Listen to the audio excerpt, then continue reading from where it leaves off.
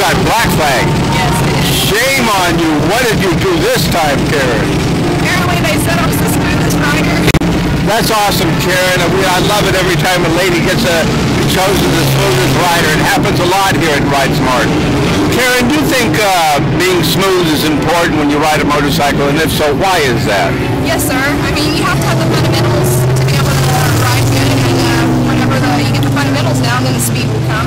And the smoother you are, the better ride you get. Now, that's absolutely true. Do you know why it is? Why is it by being smooth with the controls or with the throttle or the brakes?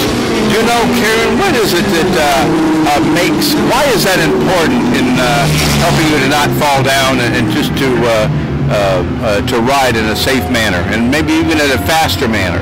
Well, I found out these bikes are really touchy.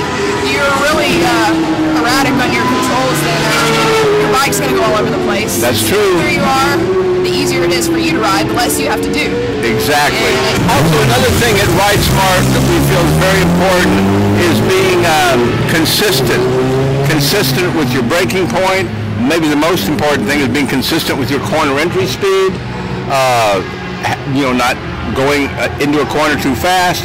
Being consistent with your lines and so on. Do you think being consistent is important, and if so, it is why? Very important. And why is that, Karen, in your opinion? Well, I mean, you're here to learn.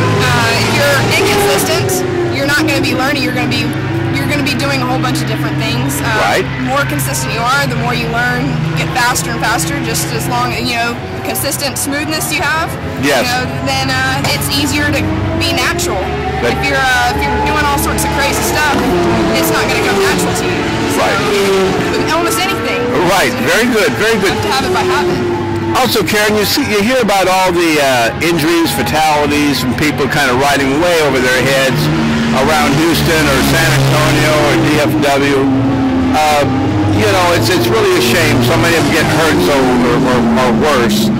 What do you think is going on? What causes people to ride like that? And what do you think is going on? Well, a lot of peer pressure. A lot of people not really riding to their abilities. Also, people have horrible tires.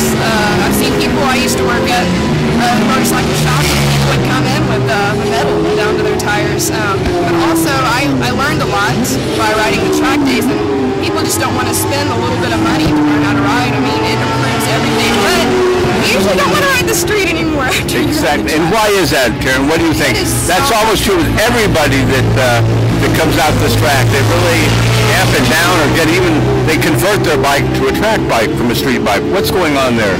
I like it more. There's no cops. There's no road signs. There's no cars, nothing. I mean, it's just you, the other people that like to do the same thing you do, and the track. And I barely ride the street anymore. Maybe once a month just to keep the bike running and off season. So, I mean, I'm off of the track now. Well, very good. And do you think this is a place for someone that's after they've kind of done their motorcycle safety foundation school? Do you think this is a sensible place for them to come and learn? Definitely. I mean, the instructors are great. They really emphasize on everything that you need to learn, and I say everybody should go for it at least once or twice. Yeah. What do you think today we're here at Motorsport Ranch in Houston, and what's the most important thing that you've learned today, would you say, in class? I always want to work on my body positioning. I used to race ATV motocross, so my body positioning was a lot different than this. Right. So I have been working on my body positioning. Also, I had to learn lines on bikes. I've been in the cars on this track, so I had to learn the lines a little differently. So lots of information overload for me today. Yeah. Well, very good. Good to have you here. Good to have you. I'm so glad that you won that. Go see Blair Hart. In fact, I think we already have your name, but the track marshal, make sure he gets your name and contact information, and you're going to get a free picture from Blair Hart today. All right, thank you very much. Okay, thank you, Karen, and congratulations. All right, thanks.